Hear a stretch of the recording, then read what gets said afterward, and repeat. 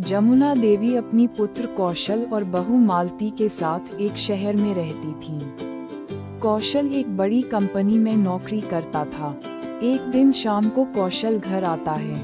मौं, मुझे नौकरी में तरक्की मिल गई है और सैलरी भी बढ़ गई है। बेटा, ये तो बहुत अच्छी बात है। मैं तो कब से आपकी तरक्की का इंतजार कर रही थी। सुनो जी, मैंने आपसे पहले ही कहा था कि आपकी तरक्की होते ही हम नौकर रख लेंगे। बहू, क्यों? बेकार नौकर झंझट पाले, छोटा सा परिवार है, खुद सब मिलजुल कर काम कर लेंगे। कौशल, कोई बात नहीं मौं, मैंने पहले ही नौकर के लिए बात कर ली है। वह घर का काम भी कर लेगा और खाली समय में तुम्हारी सेवा भी कर देगा।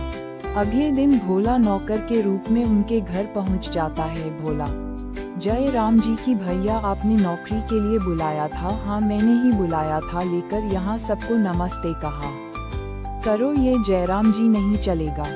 लेकिन भैया, ये तो भगवान का नाम है, आप लोग भगवान का नाम नहीं लेते क्या?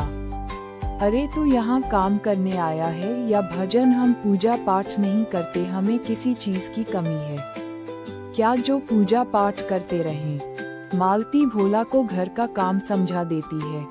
मान जी, हम तो भगवान को बहुत मानते हैं और गणेश जी के तो हम भक्त हैं। उनकी हर सुबह पूजा करते हैं। अगर आपको बुरा ना लगे तो हम अपने कमरे में एक पूजा की चौकी लगा लें और अपने कमरे में कुछ करो, हमें कोई मतलब नहीं है। भोला उनके घर में काम करने लगता है। एक दिन भोला सुबह सबको नाश्ता परोस रहा था कि अगले दिन से भोला गाय को रोटी देने लगा और वह सुबह उठकर नहा धोकर गणेश जी की पूजा करता, उनकी आरती करता, जिसकी आवाज से बाकी सब उठ जाते थे। ये भोला सुबह सुबह आरती गाकर उठा देता है, चैन से सोने भी नहीं देता।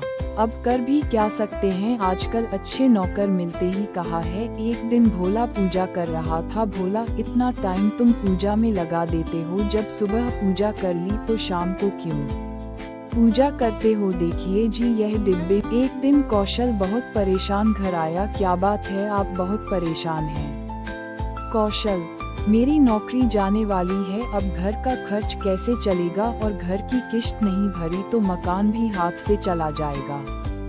अगले दिन वे भोला से बात करते हैं। भोला, तुम कल से कहीं और काम ढूंढ लेना, हम तुम्हें नहीं रख पाएंगे। मालिक, एक बात कहूँ, आपको भगवान ने सब कुछ दिया है, लेकिन आप भगवान का नाम तक लेना नहीं चाहते। आपने उनके दिए के लिए घी देने से मना कर दिया। आपने विघ्नहर्ता की पूजा में विघ्न डालकर अच्छा नहीं किया। मेरी बात मानिए, पूरे मन से उनकी पूजा शुरू कीजिए, उनसे माफी मांगिए, सब ठीक हो जाएगा। मालती और जमुना दोनों ने उसी समय पूजा की तैयारी की और पूरे परिवार ने गणेश जी की पूजा की आरती गाई और प्रसाद चढ़ाया। अब यह उनका हर दिन का नियम बन गया था।